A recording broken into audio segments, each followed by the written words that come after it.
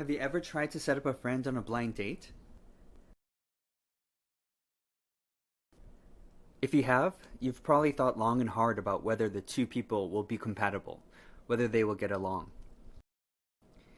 In English, when we form sentences, sometimes we have to do the same thing with subjects and verbs. We call this subject-verb agreement. This can be a very difficult thing to get used to, especially if there's no subject-verb agreement in your first language, for example, Korean. So what does it mean for the subject and verb to agree?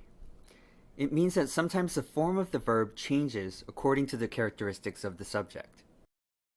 For example, in the simple present, a singular subject requires a singular verb form. If your subject is he, she, or it, or a singular countable noun, the verb will need to have an S at the end. Let's observe some subjects and verbs in a lab setting. On the left, we have an incorrect sentence, she work in the library. They don't look too happy.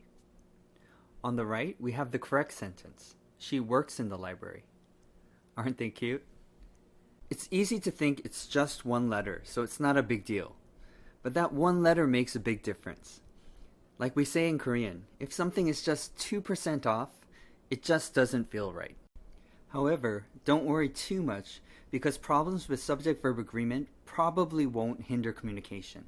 The person you're speaking to will probably still understand what you mean, but it can cause them to underestimate your communicative ability.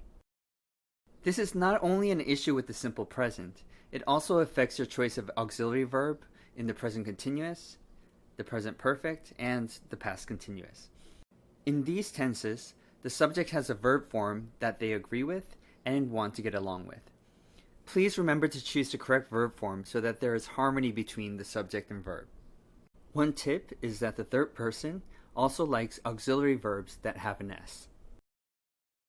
That being said, most students who struggle with subject-verb agreement often omit the S in the simple present.